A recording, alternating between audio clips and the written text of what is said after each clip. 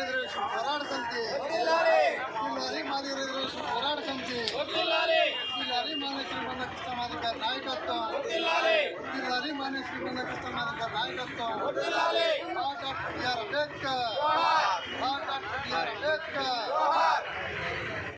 అమర వీరులకు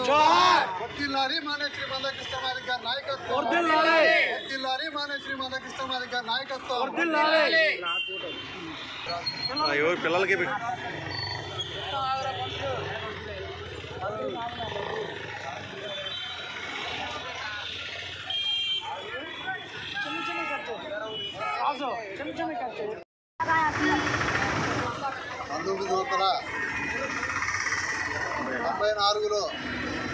జూలై 7న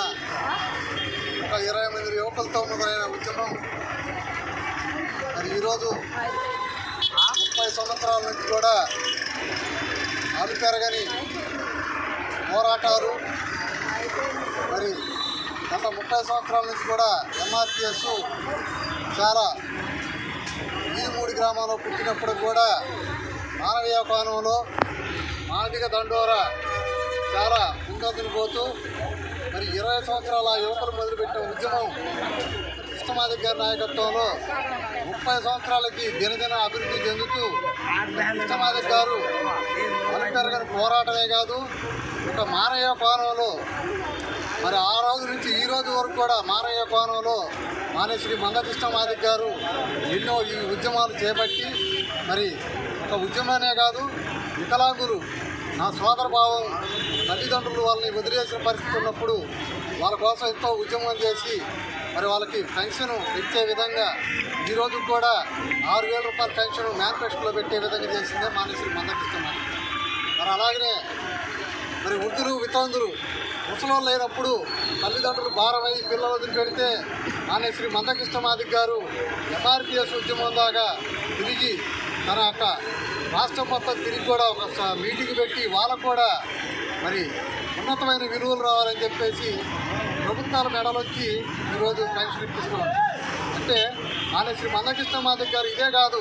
మరి ఒక ముస్లిమ్స్ అమ్మాయి ఒక ఆరోగ్యం బాలేక గుండె జబ్బుతో బాధపడుతుంటే మానేశ్వరి బండ కృష్ణమాది గారు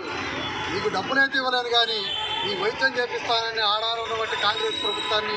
మెడలో వచ్చి ఆపరేషన్ చేపించారు. అంటే ఈ రకంగా చూస్తే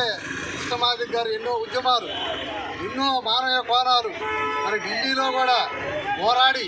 ఆయన ఒక 4 రోజులు ఈ భారతదేశంలో ఎంఆర్పిఎస్ చేసినటువంటి ఉద్యమాలు ఈ భారతదేశంలో ఎవరు చేయాల. భారతదేశంలో ఆరోగ్యశ్రీ పథకం వచ్చిందంటే ఆంధ్రప్రదేశ్లో మానేశ్వరి బండ కృష్ణమాది గారి నాయకత్వం ఎంఆర్పిఎస్ బలం వల్లే వచ్చిందని చెప్పేసి కూడా మేము పూర్తిగా నమ్ముతూ ప్రజల పక్షాన పీడిత పక్షాల పక్షాన